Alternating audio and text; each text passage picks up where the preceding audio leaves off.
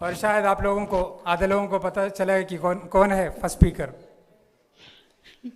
I would like to welcome our first speaker. She is a doctor by profession. वो 37 years से UAE में काम कर रहे हैं और पहला 17 ईयर्स से डीएक्सन से जुड़ा हुआ है और she is having an MBBS degree and MCPS in family medicine and MCPS in gynecology, MSc in assisted reproductive technology from Spain, PG in art from UK, training in embryology from Australia, 42 years of medical practice and 28 years of medical practice in IVF consultant, and she is currently working as IVF specialist in Conceive Clinic, and she has recognized as the Wonder Woman of Pakistan by the government of Pakistan. Ladies and gentlemen, put your hands together and let us welcome Dr. Asma Munir. Auzubillahi minash shaitanir rajeem. Bismillahir rahmanir rahim. Assalamu alaikum warahmatullahi wabarakatuh. Good morning. Good morning. Good morning. That's my family. Thank you very much for such kind words, Ajmal. मैं इस काबिल तो नहीं, अब इस कदर भी ना चाहो कि दम निकल जाए, लेकिन तुम थोड़ा करेक्शन चाहिए. Anyways, Jazakallah, but I think he did the best job. I think this is the first time he is introducing the speakers, so please इसको welcome करो. We have got now another gem coming. Sebastian ने शेबी को बनाया, शेबी ने अब उसको खड़ा कर दिया. ये चेन तो चलती रहेगी. आपको पता है जेम्स की चेन है, तस्बीह बनती है ना, तस्बीह के दाने हैं ये, और तस्बीह का इमाम जो है ना डॉक्टर लिम है. Put your hands together for doctor Lim. और इस दुआ के साथ क्या औज़ुबिल्लाहि मिनश शैतानिर रजीम रब्बि इश्रह ली सदरी व यस्सिर ली अमरी वहलुल उक़दतम मिन लिसानी यफ़क़हू क़ौली. और अल्लाह करे कि आज जो कुछ हम सीखें, सिखाएं, ख़ुद भी खुश रहें और दूसरों को भी खुश रख सकें. बहुत मुश्किल है खुश होना आज के ज़माने में. सुकून, खुशी, प्यार रहा ही नहीं. सिर्फ 2 + 2 काम करो, उठो, मर जाओ, इसी से निकलना है. तो आज मैंने जो टॉपिक चूज़ किया या मुझे दिया गया, मैं उससे बहुत खुश हूँ. उसकी वजह यह है कि पहले तो नो डीएक्सन, तो नो डीएक्सन तो NO डीएक्सन भी हो सकता था. आप समझे? KNO तो कनो डीएक्सन है, लेकिन no डीएक्सन, no life without no DXN. So you have to know that if you have a decent expectancy of a graceful life, you should KNOW, no DXN. Otherwise, no DXN, no life. For me, especially, अगर आप माने या ना माने, वक्त बता देगा. ज़िंदगी को ज़िंदा रहने के लिए और ज़िंदगी की वक्त को आप बढ़ा नहीं सकते, लेकिन उसकी क्वालिटी को आप अच्छा कर सकते हो. अपने लिए, अपने घर वालों के लिए, अपने रिश्तेदारों के लिए, अपने दोस्तों के लिए, अपने मोहल्ले के लिए, अपनी सोसाइटी के लिए एक मिसाल बन सकते हो. और जब आप में से हर फर्द एक मिसाल बनेगा तो आप सोचिए दुनिया कितनी खूबसूरत होगी. तो उसी के सिलसिले से चलिए अब आगे चलते हैं. बता, वक्त मेरे पास कम है. इन लोगों ने मुझे कहा आधे घंटा, और मैंने फ़ायदा उठाया कि शायद मैं आगे पीछे से खींच लूँगी. Lifestyle based disease and DXN. Lifestyle based, जैसा कि 3 लफ्ज़ नज़र आ रहे हैं, लाइफ, स्टाइल और बेस्ड. लाइफ, मैंने कहा ज़िंदगी, दुनिया में जो भी चीज़ आई है वो अगर ज़िंदा है तो चलेगी, ज़िंदा नहीं है तो ख़त्म हो जाएगी. लेकिन अगर जिस दिन हमने लाइफ को स्टाइल गलत दे दिया तो वो लाइफ अपनी फितरी शक्ल खो बैठती है, यानी अपनी नेचुरल ग्रोथ्स को, अपनी नेचुरल एक्सपोजर्स को खो बैठती है. तो आज की दुनिया में सिर्फ स्टाइल रह गया और लाइफ ख़त्म हो गई. तो इस लाइफ स्टाइल की वजह से जो बीमारियां हमारे अंदर पैदा हो गई, उनको हम कैसे तोड़ सकते हैं, उनसे हम कैसे बच सकते हैं, आज हम इस मौजू पे बात करेंगे. और हमारे इस प्लेटफॉर्म का हमारी उन लाइफस्टाइल की ख़राबियों से किस तरह हम फ़ायदा उठा सकते हैं. तो प्लीज़ इसको ज़रा गौर से सुनिएगा, क्योंकि ये हम सब का लाइफस्टाइल है. हम आजकल इसी में फंसे हुए हैं.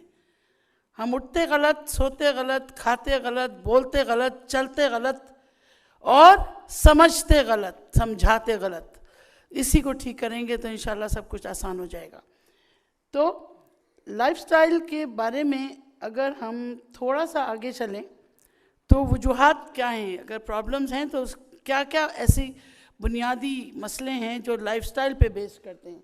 एक तो ये पहले हम बताऊंगी मैं आपको कि लाइफस्टाइल खुद क्या चीज़ है, क्या डेफिनेशन है, किस तरह उससे बचा जा सकता है और कौन से ऐसे लाइफस्टाइल हैं जिनसे आप बच नहीं सकते, क्या उसके असरात होते हैं आपके जिस्म के ऊपर, और दूसरे ये आपके सिस्टम्स के ऊपर उसके क्या असरात होते हैं। यानी हर सिस्टम पे आपकी हर हरकत का असर है। आप अगर एक गलत बात सोचते हैं ना, आपका पूरा जिस्म मुतासर होता है, और जब आपका पूरा जिस्म मुतासर होता है तो आपका माहौल मुतासर होता है। आपका माहौल मुतासर होता है तो आपकी वो जो एक एनवायरनमेंट है, उस सिलसिले से जो गलत प्रोपेगेंडा होता है वो मुतासर होता है, और फिर एक गलत इंसान की शख्सियत ही चेंज हो जाती है। तो चलिए बात करते हैं कि लाइफस्टाइल का मतलब क्या है। कोई भी इंसान या बहुत सारे इंसान उनकी ज़िंदगी के सुलझाव के लिए, उनकी ज़िंदगी में जो भी वो हरकत करते हैं या उनसे जो हरकत होती है उसके ऊपर उनकी जो सोच है, उनके जो विचार आप जिसको कहते हैं, या जो उनकी समझ है, वो उस हिसाब से अपनी ज़िंदगी को जीते हैं। और जब उस हिसाब से ज़िंदगी को जीते हैं तो उसमें उनके कुछ गलत फैसले भी होते हैं और गलत तरीके ज़िंदगी भी सामने आता है, और यही सब चीज़ें रोज़मर्रा की ज़िंदगी में फिर वो गलतियाँ दोहराते चले जाते हैं। अब हैबिट, जब वो एक गलती को गलती नहीं समझते तो फिर वो आदत बन जाती है, और जब वो आदत बन जाती है तो फिर वो शख्सियत का हिस्सा बन जाती है, और जब वो शख्सियत का हिस्सा बन जाती है तो आप उसे गलत समझते ही नहीं हैं, वो आपका एक आइडेंटिफिकेशन बन जाती है और आपकी बॉडी उसके हिसाब से रिएक्ट करना शुरू कर जाती है। तो इन तमाम चीज़ों को सामने रख के अगर हम देखें कि कौन सी ऐसी वजूहात हैं जिनसे हम बच के अपने इन डैमेजेस को, अपने इन ख़तरात को अपने सर से हटा सकते हैं, तो दो बड़े बड़े पिलर्स हैं। एक वो जिनसे बचा जा सकता है, एक वो जिनसे हम बच ही नहीं सकते। हम कुछ भी कर लें, हम उनसे पीछे नहीं हट सकते। जिनसे बच सकते हैं उनमें हमारी अपनी हरकत, अपनी मूवमेंट्स, हमारी ग़िज़ा, हमारी बॉडी का वज़न, हमारी बॉडी के रिएक्शन, और हमारा एक्सपोजर या हमारा उठना, बैठना, सोना, ये सब हमारी वो चीज़ें हैं जिनको हम चेंज कर सकते हैं, और इनको चेंज करके हम उन बीमारियों को अवॉइड कर सकते हैं। इसी तरह एडिक्शंस, इंसान जो है ना बुनियादी तौर पर सहल पसंद है। सहल पसंद मीन्स आसानी चाहता है ना, कि अब हमें किसी चीज़ में सहूलत नज़र आती है हम वो काम करते हैं, जहाँ हमें मुशक्क़त नज़र आती है हम उससे पीछे हट जाते हैं। तो जब सहूलत पसंदी की आदत हो जाए तो फिर उससे एक कैस्केड ऑफ चेंजेस बॉडी में आने लगते हैं। हर चीज़ रिमोट कंट्रोल, टीवी बंद करना है तो रिमोट, गेट खोलना है तो रिमोट, हर चीज़ रिमोट, गाड़ी तक आप खोलेंगे तो अब आप रिमोट कंट्रोल। तो मूवमेंट रिस्ट्रिक्ट होती चलेगी, और इस रिस्ट्रिक्शन ऑफ मूवमेंट से बॉडी के जो फिज़िकल एक्टिविटी के अच्छे असरात आपके जिस्म पर थे वो आहिस्ता आहिस्ता ख़त्म होते चले गए। पैदल चलने ने साइकिल की जगह ली, साइकिल ने गाड़ी की जगह ली, गाड़ी ने ट्रेन जहाज़ की जगह ली, और अब हम सिर्फ दरवाजे से गाड़ी में बैठते हैं और जहाँ पहुँचना है वहाँ ही उतरते हैं। लोग कोशिश करते हैं कि गेट टू गेट ही गाड़ी, गर्मी हो कोई भी वजह हो, गेट टू गेट ही हमें ट्रांसपोर्ट मिल जाए। क्यों? ये हमारी सहूलत पसंदी है। पसीना नहीं आना चाहिए, हालांकि पसीना आना ज़िंदगी की निशानी है। जिन लोगों को पसीना नहीं आता वो मुस्तकिल बीमार होते हैं। ये बात हमें समझ में नहीं आती। अब आइए उन चीज़ों की तरफ जिनको हम अपने टेंशन्स की निजात का ज़रिया समझते हैं। जब हमारी परेशानियाँ हमारे कंट्रोल से या हमारी बर्दाश्त से बाहर हो जाएं तो हम झूठे सहारे लेते हैं, बजाय इसके कि जिसकी तरफ से वो परेशानी है उससे दुआ करके उसके परेशानी का हल ढूंढा जाए। हम उसको में सरेंडर कर देते हैं, और वो सरेंडर होना एडिक्शन की तरफ ले जाता है। चाय, निकोटीन वाली कोई भी जिन्स, चाहे वो सिगरेट हो, चाहे वो शीशा हो, चाहे वो पैचेस हो, या किसी भी मोहलिक एडिक्शन का शिकार होके अपने आप को थोड़ी देर के लिए दिमाग को सुन कर देते हैं और उस परेशानी से छुटकारा हासिल करने की छोड़ते हैं। और आज हमारी यंगर जनरेशन का सबसे बड़ा अलमिया यही है कि चुपचाप बग़ैर पेरेंट्स को बताए, बग़ैर किसी मशवरे के वो आहिस्ता आहिस्ता इस दलदल में फंसे चले जा रहे हैं। और ये एडिक्शंस अवॉइडेबल हैं, और इन्हीं एडिक्शंस की वजह से जो बाद में हम मुसीबतें आती हैं अल्कोहलिज्म की या ड्रग एडिक्शंस के जो साइड इफ़ेक्ट्स हैं आप सबको पता है, उसके बारे में मैं नहीं जाऊंगी, तो रोज़ाना अखबार भरे पड़ें। अब वो चीज़ें जिनको हम बिल्कुल नहीं टच कर सकते, जिनको हम चेंज कर ही नहीं सकते, वो क्या हम दूसरे माँ बाप ला सकते हैं? नहीं ना। अगर मुझे चॉइस मिले तो मैं तो फिर चूज़ के एक बेहतरीन लड़का एक बेहतरीन लड़के की शादी करवाऊं और फिर उसके घर पैदा हो जाऊं। ऐसा तो नहीं हो सकता, right? Physically fit, mentally fit, super scholar, अम्मा जो हो ब्यूटीफुल तरीन पावर लेडी हो, और उन दोनों की शादी कर जाए और बाद में फिर मैं कहूँ अब तो मैं इस घर में पैदा होंगी। ऐसा तो नहीं हो सकता। तो you can not change that. Age, 1 second में आप 1 सेकेंड ओल्ड हो जाते हो। जब पैदा हुए तो आपको कहा गया जी this baby is 1 hour old. जिस दिन पैदा हुए आप ओल्ड हो गए। तो कभी आपने कहा कि सलीम इज़ 16 ईयर यंग? नहीं, मैं कहती हूँ अस्मा इज़ 16 ईयर यंग, बट मैं सलीम को 16 ईयर ओल्ड ही लिखूँगी, अंग्रेज़ी में यही लिखा जाता। सही? तो जिस दिन आप पैदा हुए उसी दिन आप बूढ़े होना शुरू हो गए। Age cannot be reversed, but the effect of age can be neutralized. This is what I want to stress on with this topic. Gender. लोगों ने फरमाइशी तौर पे आज जेंडर चेंज करा रहे हैं लोग, आप देख रहे हैं अखबारात भरे हुए हैं। और इसको फिर भी दुनिया जितना भी कुछ कर ले, ट्रांसजेंडर हो या मेल फीमेल हो, वो अपने आप में एक हकीकत है, उसको आप नहीं चेंज कर सकते। इसी तरह हेरिडिटी, मौरूसियत। आज की दुनिया ये कहती है कि जो भी आपको अभी हो रहा है ना, उसका कहीं ना कहीं भूखा शेर आपको दिया गया था आपकी जीन्स में, और उस भूखे शेर की चेन खुलेगी उस वक्त जब आपका हाथ किसी गलत अंदाज से जाएगा और वो भूखा शेर बाहर आ जाएगा। ये वो जेनेटिक कंट्रोल है जिसको आप कुछ नहीं कर सकते। अगर आपकी फैमिली में डायबिटीज़ है तो आज नहीं तो कल, अगर आपने अपना लाइफस्टाइल नहीं चेंज किया तो आप 40 साल के बाद किसी वक्त भी डायबिटीज़ का शिकार हो सकते हैं। तो are we ready for it? Are we ready for diabetes? My God! तो हमें उस भूखे शेर की चेन को सख्त करना होगा ना, उस चेन को DXN की चेन से चेंज करना होगा। This is what I have got to tell you in future slides, कि अगर हम जीन्स को नहीं चेंज कर सकते, हम माँ बाप नहीं बदल सकते, हम माहौल नहीं बदल सकते, हम मौरूसियत नहीं बदल सकते, लेकिन एक्सिक्यूशन ऑफ कमांड को बदल सकते हैं, एक्सिक्यूशन ऑफ इफेक्ट को चेंज कर सकते हैं। उसके ऊपर बात करेंगे। तो आइए अब वो प्रॉब्लम्स जो इन तमाम दोनों वजूहात की वजह से, चाहे वो अवॉइडेबल हो या नॉन अवॉइडेबल हो, उनकी वजह से जो हमारे जिस्म को ख़तरे लाहक हैं, उनमें दिल की बीमारियां, शुगर, मोटापा, स्ट्रोक, हाइपरटेंशन, जो खुद एक दूसरे से दोस्त हैं।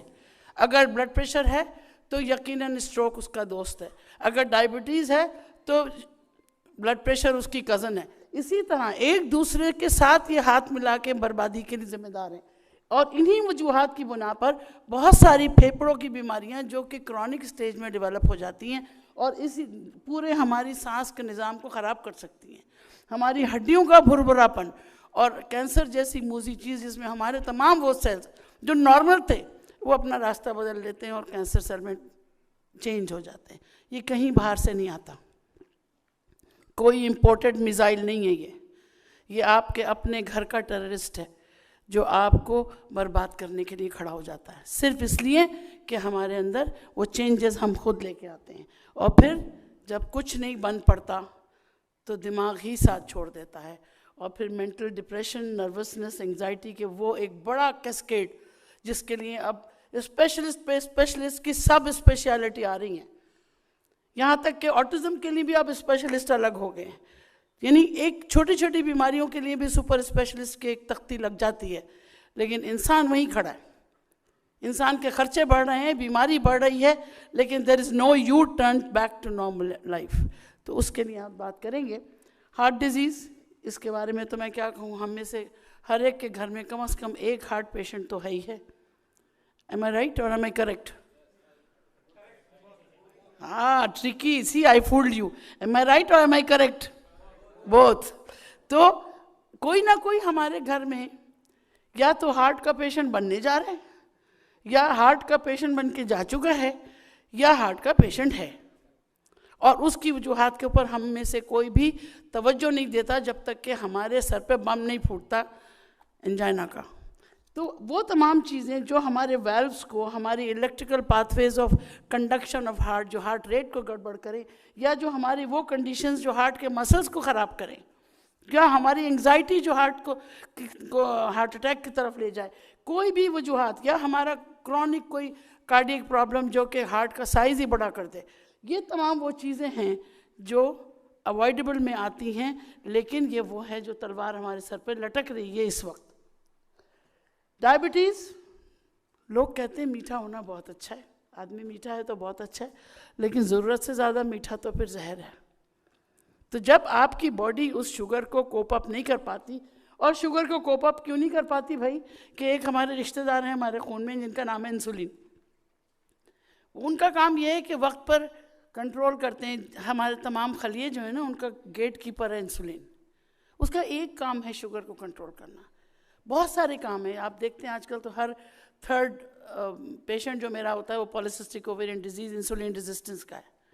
तो ये सोच लेना कि बस इंसुलिन तो बहुत ख़तरनाक चीज़ है, अब मुझे इंसुलिन लगेगी, शुगर हो गई, ऐसा नहीं है। आपकी बॉडी में एक चौकीदार अल्लाह ने दिया था और आपने उसको वक्त से पहले ज़ाय कर दिया। वो दिया था 100 साल के लिए, आपने अपने लाइफस्टाइल से, अपनी हेरिडिटरी मॉडिफिकेशन से तमाम इंसुलिन को यूज़ कर लिया या इनएक्टिव कर दिया। अगर यूज़ कर लिया तो वो टाइप 1 डायबिटीज़ हो गई, और अगर यूज़ नहीं किया तो वो टाइप 2 डायबिटीज़ हो गई। यानी एक मुलाजिम है जो काम नहीं कर रहा, तनख्वाह पूरी ले रहा है, ये वो इंसुलिन है जो बैठी है घर पे, कुछ काम नहीं करेगी, तो शुगर तो बढ़ती जाएगी। तो फिर वो चीज़ें करनी पड़ेंगी कि जिससे इंसुलिन को थप्पड़ मार के खड़ा किया जाए, चलो उठो काम का वक्त हो गया, right. So this is where our products will come, I will tell you in few minutes. अच्छा, बॉडी की कैपेसिटी जो इंसुलिन बनाने की है वो भी बॉडी की डेवलपमेंट पे, हेरिडिटरी पे और बॉडी के अपने ग़िज़ाइयत पे मबनी है। अब वज़न का बढ़ना, अब मुझसे ज़्यादा कौन जानेगा वज़न के बढ़ने के नुकसानात, लेकिन अल्लाह का शुक्र है कि अगर मेटाबॉलिकली हार्मोन की वजह आपकी वज़न नहीं बढ़ा रही, और अगर आपकी कोई ऐसा मूजी मर्ज़ है जिसकी दवाएं आपका वज़न नहीं बढ़ा रही, तो there is always a reversible situation. और ये वो चीज़ें हैं कि जिनको हम बॉडी मास इंडेक्स, यानी आपकी हाइट और आपके वेट का जो एक कोऑर्डिनेटेड इफेक्ट है, उसका एक रेंज डॉक्टर्स ने दिया है, उससे ज़्यादा नहीं होना चाहिए। मैं सिर्फ इसका एक छोटा सा मिसाल आपको दूंगी। आपका कद आपको पता होता है, पता है ना, सबको पता है अपना कद, उस कद को सेंटीमीटर्स में ले लीजिए, ठीक है, और उसमें से 100 माइनस कर दीजिए, इतना आपका वज़न होना चाहिए। एक बहुत आसान फार्मूला है ये कि एक आम आदमी को अपना वज़न को डॉक्टर से पूछने की ज़रूरत नहीं है, अपने हाइट में से 100 सेंटीमीटर्स निकाल दीजिए, उतना वज़न होना चाहिए आइडियली आपका। अगर उससे ज़्यादा है तो मुश्किल है, कम है तो मुश्किल है, ठीक है। तो ये तमाम वो चीज़ें हैं जो बीमारी की तरफ लेके जा रही हैं।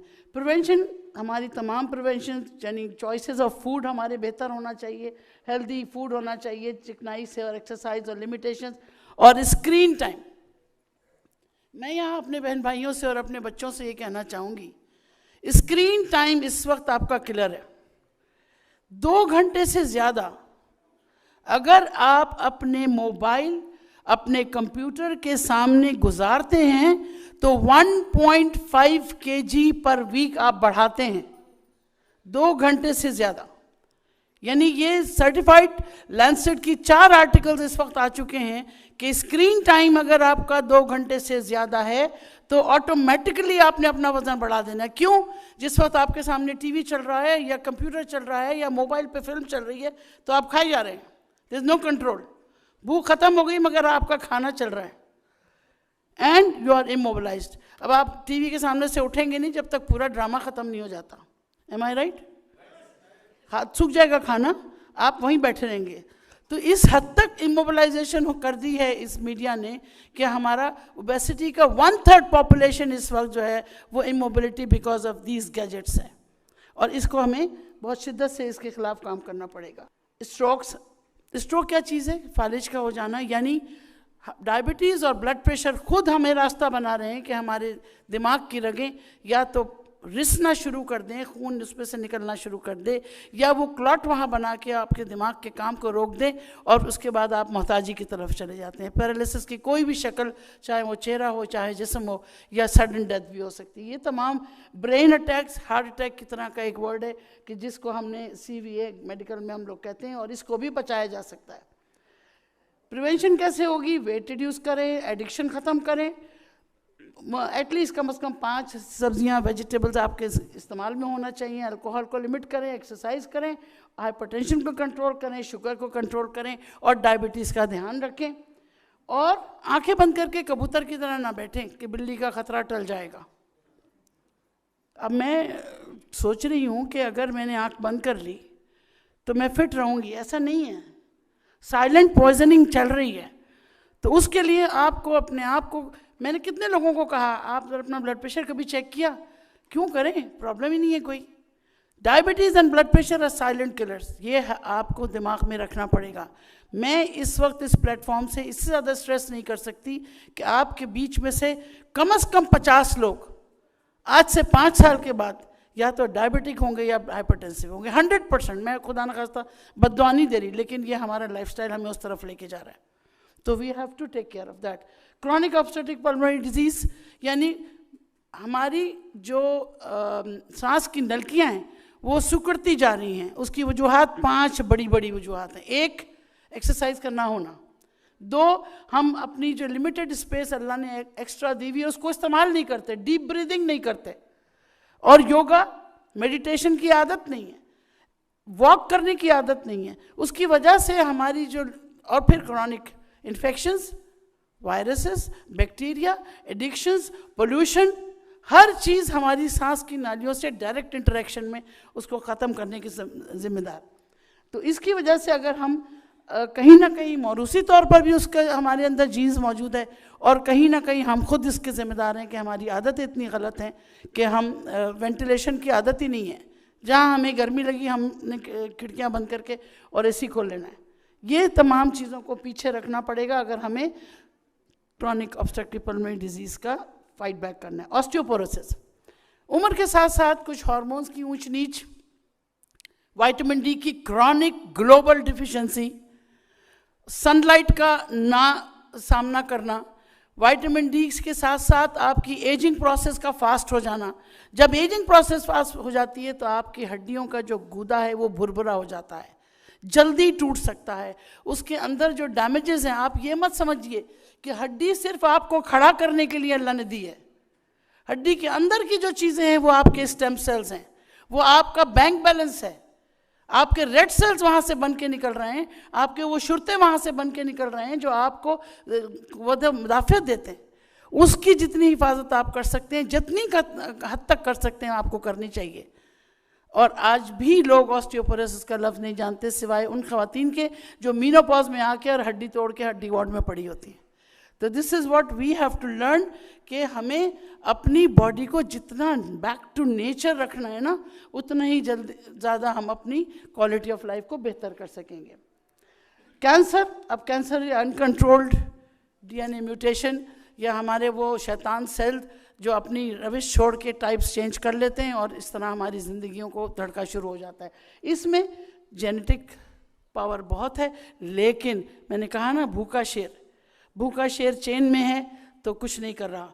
जिस दिन चेन टूटेगी वो सामने आके कैंसर की शक्ल इख्तियार करे या कोई भी बीमारी इख्तियार कर सकता है।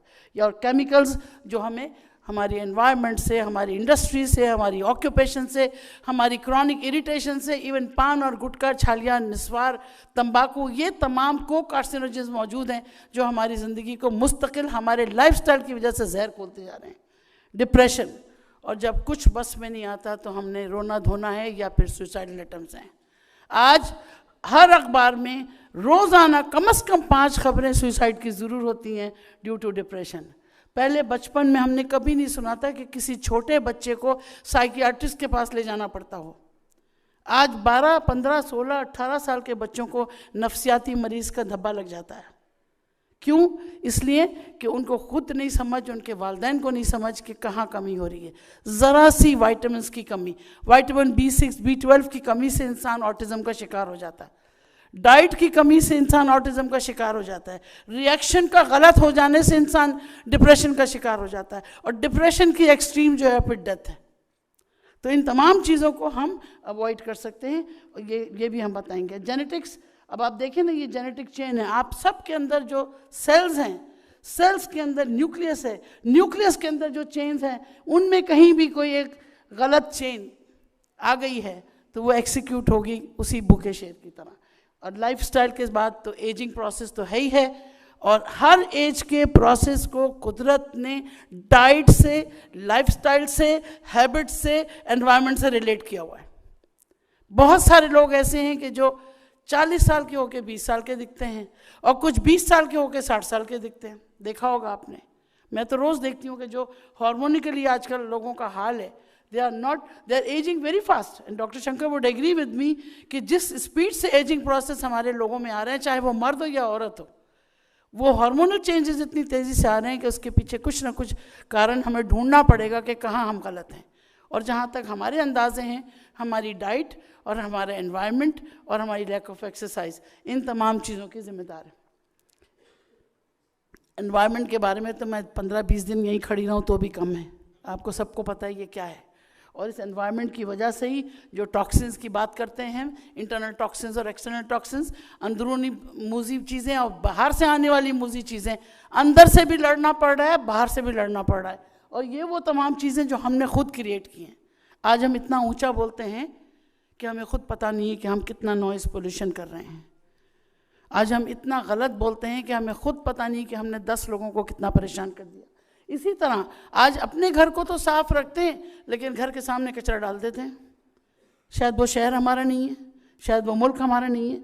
और ये सब चीज़ें उस पोल्यूशन की वजह से, जो एनवायरनमेंट की वजह से हमारी बॉडी चीखती है, वो सारी बीमारियां जो एलर्जी से लेके कैंसर तक हमारी बॉडी में प्रमोट कर सकती हैं। ऑक्यूपेशन, नौकरी की है तो फिर नखरा की है, सही है ना। नौकरी पे तो जाना है, चाहे खाना मिले ना मिले, खाना लेने के लिए नौकरी पे जाना है। उसके लिए हम सुबह चाहे भूखे पेट चले जाएं, उसके लिए हमें परवाह नहीं है।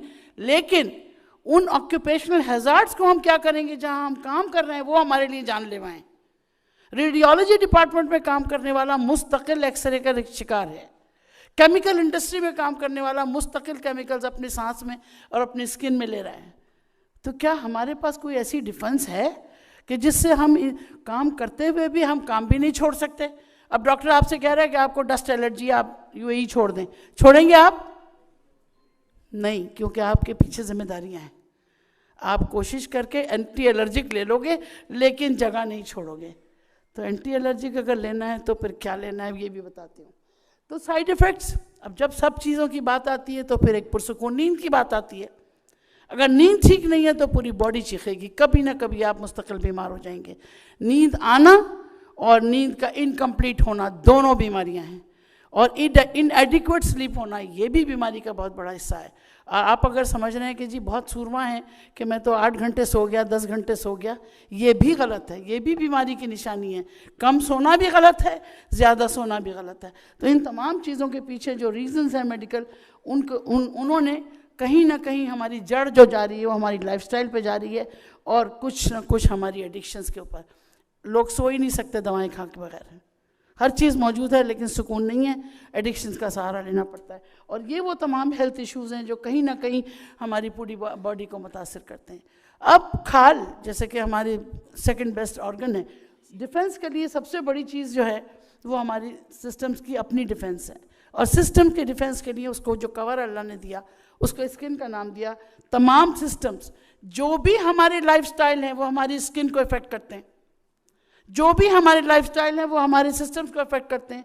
कार्डियोवैस्कुलर एक्टिविटी, जैसे बार बार मैं बात करती हूँ कि इनएक्टिविटी, अगर इनएक्टिविटी है तो फिर ससेप्टेबिलिटी है हार्ट डिजीज़ की, इनएक्टिविटी है तो मसल्स की वीकनेस की बात है, अगर इनएक्टिविटी है तो फिर हमें सांस की नालियों में तकलीफ है, अगर इनएक्टिविटी है तो खाना हजम नहीं होगा, और जब खाना हजम नहीं होगा और खाना गलत भी होगा तो डिफेंस कहाँ से आएगी? जब हमारे पास पुलिस का नाकारा है, करप्ट हो जाए पुलिस, तो वहाँ का लॉ चलता है? नहीं चलता ना। अगर मेरे पास कानून है, किताब के अंदर है और इम्प्लीमेंट नहीं हुआ, तो फ़ायदा नहीं है ऐसे कानून का। अगर मेरे पास डाइजेस्टिव सिस्टम है लेकिन मेरी दवा, मेरी ग़िज़ा मेरे सिस्टम में नहीं जा रही है, तो ऐसे डाइजेस्टिव सिस्टम का कोई फ़ायदा नहीं। उसकी तरफ अगर काम सही करना है तो एक्सरसाइज, वक्त पे खाना, सही मिलाप, कितना खाना है कार्बोहाइड्रेट, कितना खाना है हमें विटामिन्स, कितनी हमें प्रोटीन्स और कितना, ये हम सबको नहीं पता होता। लेकिन हमें वो तो याद है हदीस कि 3 हिस्से कर लो, एक हिस्सा खाना, एक हिस्सा पानी और एक हिस्सा खाली छोड़ दो, ताकि वो मैदा कुछ काम कर सके। सिर्फ इसी फॉर्मूले पर भी अगर अमल कर लें तो आपका मैदा पुरसुकून रहता है। आसाबी निज़ाम, जितने भी हमारे केबल्स हैं, अगर इसको हमने लाइफस्टाइल से हम देखें तो जो जैसा मैंने भी आपसे कहा कि सोशल मीडिया कंटिन्यूअस स्ट्रेस हमारे आसाब पे, और जब ये आसाब ही काम नहीं करते तो क्या मैदा, क्या दिमाग, क्या आँखें, क्या कान, क्या स्किन, सब ही टूट फूट का शिकार हो जाते हैं। और उसके लिए हमारे पास सिर्फ एक ही रास्ता है, और वो है कि प्रिवेंशन करना है इन तमाम चीज़ों के लिए। और प्रिवेंशन कैसे करना है? 5-6 तरीक़ों से। लाइफस्टाइल चेंज करना है, डाइट चेंज करना है, आदतों को बदलना है, नींद को सही करना है, एक्सरसाइज करना है और डीएक्सन को लाना है। अगर decent, excellent, long life, presentable life रखनी है तो प्रोडक्ट्स को आपको प्रोडक्ट ऑफ द प्रोडक्ट बनना पड़ेगा, मिसाल बनना पड़ेगा, क्योंकि दुनिया ऐसे नहीं मानेगी। आपको जब वो कोई दवा खाता हुआ ना देखे, 80 साल की उम्र में चश्मा लगाता हुआ ना देखे, डेंटिस्ट के पास जाता हुआ ना देखे, ईसीजी निकालता हुआ ना देखे, तब मानेंगे कि हाँ ये डीएक्सन का ये कुछ ना कुछ काम उसके ऊपर हो रहा है, राइट? तो be a product of the product. और ये मार्केट के बारे में मैं बात नहीं करूँगी, सर मौजूद हैं, लेकिन जो हमारे 5-6 बड़े बड़े पिलर्स हैं उनको जल्दी बताऊंगी। रिवीजन है आप लोगों का, टेस्ट लेना चाहती थी लेकिन माफ़ करती हूँ, आज जल्दी बात करनी क्योंकि मुझे पहले खड़ा कर दिया और मेरे उस्ताद जी सब मौजूद हैं यहाँ। तो सुपर फूड का इस्तेमाल करना पड़ेगा। सुपर फूड क्या है भाई? गैनोडर्मा ल्यूसिडम, आपको पता है, ज़्यादा नए लोगों को सिर्फ बता दूँ कि हज़ारों साल पुरानी खुम्बी को कुदरत ने आपको वैक्सीन तक के बना के दिया, एक ऐसी चीज़ बना के दी जिसने न सिर्फ सूजन ख़त्म की, कैंसर के ख़िलाफ़ काम किया, दिल के लिए टॉनिक हो गया। अब वो बातें याद रखिए जो मैंने पहले बताई हैं आपको कि लाइफस्टाइल से क्या क्या हो रहा है, उन सब चीज़ों का हल आपके पास एक प्रोडक्ट में बहुत सारा मिल जाएगा। तमाम वो प्रॉब्लम्स जो पिछले स्लाइड्स में मैंने बताए वो सब के सब एड्रेस होते हैं इन एक्टिविटीज़ में जो गैनोडर्मा के अंदर मौजूद है, जो कि मैं सिर्फ एक प्रोडक्ट की बात कर रही हूँ। अभी और प्रोडक्ट्स हैं जो और भी इसको खूबसूरती से डिस्प्ले कर सकते हैं। 1977 के बाद तो फिर कैंसर की स्टडीज़ में जो तब्दीली आई, जो गैनोडर्मा ने जो चेंज लेके आया, वो ये कि कैंसर को बढ़ने से रोकना, कैंसर की दवाओं के साइड इफ़ेक्ट को रोकना और कैंसर को ख़ात्मा करना, ये तीनों अलग अलग काम थे जो गैनोडर्मा ने किए। और उसके साथ साथ एंटी एलर्जिक होना। मैंने आपसे कहा आप जॉब चेंज नहीं करना है डस्ट एलर्जी से, आपको गैनोडर्मा खाना है। आपको अगर कोई पोल्यूशन में बैठ के काम कर रहे हैं, आपको पोल्यूशन से डरना नहीं है, आपको मोरेंजी और कॉर्डिसेप्स और ऋषि के सहारे से आप उस पोल्यूशन से लड़ सकते हैं, ठीक है? इम्यून सिस्टम को अगर आप एनहांस कर दोगे तो आप किसी भी बीमारी से लड़ जाओगे और किसी भी एजिंग इफेक्ट से लड़ जाओगे। ये आपके लिए दावा नहीं है, ये अल्लाह ताला की दी हुई नेमत। फिर वो इसको कहते हैं ना, रूहानियत की इब्तिदा है। देखिए, जिस्म, अकेला जिस्म, अगर उसके अंदर हिस्स नहीं है ना, पैरालाइज्ड इंसान भी पड़ा हुआ है वेंटिलेटर पे, जिंदा है, लेकिन अगर वो बोल नहीं सकता, खा नहीं सकता, हंस नहीं सकता, उसके अंदर रूह वो नहीं है जो एक इंसान को अपने माहौल में रिएक्ट करना सिखाती है, वो इंसान नॉर्मल है ना। अब अगर एक 70 साल का आदमी 5 साल के बच्चे की तरह काम करेगा तो आप बोलोगे कि अब नॉर्मल है ना, ये अल्जाइमर्स हो गया। लेकिन अगर एक नॉर्मल आदमी हंसता बोलता अपनी एज के हिसाब से, अपनी एज से बेहतर तौर पे करता है, तो वहाँ वो क्रेडिट जाता है उसको, वहाँ क्रेडिट जाता है उसके लाइफस्टाइल का और उसकी ग़िज़ा का और उसके एक्सरसाइज का। तो ये तमाम चीज़ें हैं जो आपको गैनोडर्मा में मिल जाती हैं। ऑर्गन फंक्शंस के लिए भी, नफ्सियाती रूहानी दवाओं को ख़त्म करने के लिए, शुगर कंट्रोल करने के लिए, ब्रेन के टॉनिक के लिए, किडनी टॉनिक के लिए, क्या चाहिए आपको और बाय वन गेट 412 फ्री। आज हम by one get one free में भागते हैं, तो बाय वन 412 फ्री आपको मिल रहे हैं। ये इंग्रेडिएंट्स जो आपके सेल्स के ज़र्रे ज़र्रे की जिम्मेदारी लेते हैं और इस खूबसूरती से लेते हैं कि आपकी शख्सियत 6 महीने में बदल जाती है। 6 महीने में आपकी शख्सियत बदल जाती है, एहसास की बुनियाद पर, सेहत की बुनियाद पर और ड्रग डिपेंडेंसी की बुनियाद पर। यानी जो लोग ड्रग पे डिपेंडेंट थे उनकी डिपेंडेंसी भी ख़त्म हो जाती है इन चीज़ों के इस्तेमाल से। डॉक्टर खुद ही आपकी दवाएं बंद कर देते हैं, अल्हम्दुलिल्लाह। तो इसका तरीका क्या था? लोगों ने कहा भाई डीएक्सन क्लिनिक तो नहीं है ना। हर रोज़ मुझे जब फ़ोन आता है कि फ़लाँ बीमारी में क्या दिया जाए, तो फिर मुझे डॉक्टर लिम का ये जुमला याद आता है कि भाई अल्लाह के वास्ते बॉडी को काम करने दो, body is your best doctor. Ganoderma उस डॉक्टर को खड़ा कर रहा है जो बॉडी के अंदर है। आपको बाहर वाले डॉक्टर की ज़रूरत नहीं है, क्योंकि बॉडी को डिजीज़ेस के ख़िलाफ़ लड़ने के लिए गैनोडर्मा आपको तैयार करता है। This is one of the best thing that you should understand. आइए फिर जो चीज़ जिस सबस्ट्रेट पे हमें काम करना है, जिस बॉडी पे गैनोडर्मा ने काम करना है, वो किस सीमेंट की बनी हुई है? उस गारे और मिट्टी को प्रोटीन्स कहते हैं। और उस प्रोटीन की जो बेहतरीन शक्ल अल्लाह ने दी उसको स्पायरुलिना कहते हैं। और स्पायरुलिना की बेहतरीन शक्ल आपको चाहिए तो डीएक्सन के प्लेटफॉर्म पे आपको बेहतरीन स्पायरुलिना मिलती है। इसके अंदर vitamin, essential amino acids, chlorophyll, haemoglobin का हीम और ग्लोबिन दोनों इसके अंदर शामिल है। वाइटामिन, एसेंशियल अमीनो एसिड जो माँ के दूध से ममासलत रखते हैं वो इसके अंदर शामिल हैं। दुनिया में माँ के दूध का बदल कोई नहीं, लेकिन माँ के दूध के बराबर ला के अल्लाह ने अगर खड़ा किया तो स्पायरुलिना को खड़ा किया। इसीलिए एक दिन के बच्चे को भी आप स्पायरुलिना दे सकते हैं। क्या क्या है ये मैं इसमें नहीं जाऊँगी, आप सब जानते हैं कि मैक्सिमम प्रोटीन्स हैं, थोड़ा सा फैट है, थोड़ा कार्बोहाइड्रेट और बाकी वाइटामिन हैं। और एनर्जी के साथ साथ overall performance, overall activity, anti ageing, सारी चीज़ों में सबसे प्यारी बात एंटी वायरल। आज आप वायरसेस के खिलाफ लड़ रहे हैं और स्पायरुलिना में एंटी वायरल कैपेसिटी इतनी ज़्यादा है कि हेपेटाइटिस बी, हेपेटाइटिस सी और HIV जैसे के लिए आर्टिकल्स मौजूद हैं। आप चाहें तो पबमेड में उसको जाके देख सकते हैं, वो आर्टिकल्स मेरे पास भी हैं। लेकिन स्टैंडर्ड 2008 कीनिया में ये आर्टिकल जो मैंने खुद वहाँ अखबारात में और आर्टिकल्स भी देखे, HIV के लिए बेस्ट कंट्रोल उन्होंने स्पायरुलिना को कहा। This is not me, not DXN, it is a general consensus. ठीक है, तो ये सब चीज़ें पता हों और जब WHO, USFDA को अप्रूव करे और कंपैरिजन 1000 kg का एक kg से हो तो देयर इज़ नो कंपैरिजन। इसके लिए तो कोई मतलब पागल ही होगा जिसको समझ में नहीं आएगी ये बात। तो इसको जहन में रखिए और इस स्लाइड को कभी ना भूलिए, इसको चिपका लीजिए, दिमाग में चिपका लीजिए इस स्लाइड को।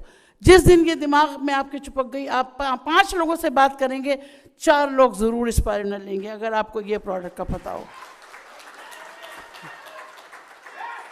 अब आइए हमारी एक और सहेली नूनी, ये सहेली भी बहुत ज़बरदस्त है। इसका काम जो था हमारे उस मैदे के लिए जो कि ग़िज़ा की मुसीबत कर हमारे लिए बन जाता है। मैदा, कहते हैं कि मैदा ही बीमारियों का जड़ है और मैदे को सही करने के लिए एंजाइम्स चाहिए और एंजाइम्स को सही करने के लिए ऐसा फ्रूट अल्लाह ने दे दिया जिसके अभी भी तकरीबन 150 से ज़्यादा ऐसे एजेंट्स मौजूद हैं और जिसकी 19 यूनिवर्सिटीज़ में रिसर्च हो रही है, जिसके ऊपर 5 किताबें प्रोफेसर नील सॉलमन लिख चुके।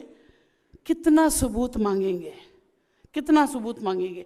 और ये वो तमाम प्रॉपर्टीज़ थी इसकी जिसको कैंसर, दर्द, इम्यूनिटी, दिल की बीमारियां, ब्रेन टॉनिक और कोलेस्ट्रॉल कंट्रोल। मोरंजी तो मैं समझती हूँ कि हर घर के फ्रिज की जीनत होनी चाहिए। जिस तरह आप पानी रखते हो इस तरह आपको रोज़ेल और मोरंजी अपने फ्रिज में रखना चाहिए। क्यों? जो कुछ खाना हम खा रहे हैं वो है ही गलत और हमें पता है हम नहीं छोड़ सकते अपना जंक फूड। मोरंजी को अगर आपने डिटॉक्स कर लिया तो कम से कम आप थोड़ी सी अपने लिए मेहरबानी कर सकते हैं। तो सुपर फूड के तौर पे आ जाता है डाइजेस्टिव। और अच्छा मज़े की बात ये कि सिर्फ आंतों के ऊपर इसका काम नहीं है, असाब से लेके और जॉइंट्स तक, स्किन से लेके और लंग्स तक, किडनी से लेके हार्ट तक, हर सेल के ऊपर इसकी वही खूबसूरत हरकतें हैं कि जो आपको बैक टू नॉर्मल कर सकती हैं, बैक टू यंग एज कर सकती हैं। और इसके लिए क्रॉनिक इन्फेक्शंस जैसे रेस्पिरेटरी इन्फेक्शंस, नज़ला, ज़ुकाम, खांसी किसी का जा ही नहीं रहा, आप ऐड कर दें अपनी ज़िंदगी में मोरेंजी को। कॉर्डिसेप्स, मोरेंजी और ऋषि और स्पाइरुलिना की कॉम्बिनेशन से कोई वायरस उस जगह टिक नहीं सकता, कोई बैक्टीरिया उस जगह टिक नहीं सकता, क्योंकि ये सारी प्रॉपर्टीज़, ये चारों चीज़ें बहुत अच्छी तरह डील करते हैं। एक और हमारा दोस्त कॉर्डिसेप्स, जिसको हम एलिक्सर ऑफ लाइफ कहते हैं। अब देखिए, याद रखिए कि ये वो तमाम प्रोडक्ट्स हैं जो उन लाइफस्टाइल प्रॉब्लम्स के लिए मैंने डिस्कस किए हैं, जो पहले मैंने आपको घेरे में बता दिए कि ये खतरे हैं भाई, यहाँ आप अवॉइड कर सकते हो, यहाँ नहीं अवॉइड कर सकते। जहाँ आप अवॉइड कर सकते हो और वो भी, जहाँ आप नहीं अवॉइड कर सकते हो वो भी, वहाँ पर ये तमाम प्रोडक्ट्स, खास तौर पे कॉर्डिसेप्स, आपकी जीन म्यूटेशन पे काम करता है, जहाँ पे जेनेटिक कंट्रोल आपका ख़त्म हो जाता है। यानी न्यूक्लियस में जो आपकी जीन्स आ रही हैं उनको काम करने से रोक सकता है कॉर्डिसेप्स, क्योंकि ये डीएनए रिपेयर करता है। This is the only product which works on the nucleus. तो इसलिए खुदा के वास्ते अपने प्रोडक्ट्स को समझिए, उसकी इज़्ज़त कीजिए और फिर अपने आप से भी प्यार कीजिए। आप अपने आप से प्यार करेंगे तो फिर इन चीज़ों को इस्तेमाल करेंगे।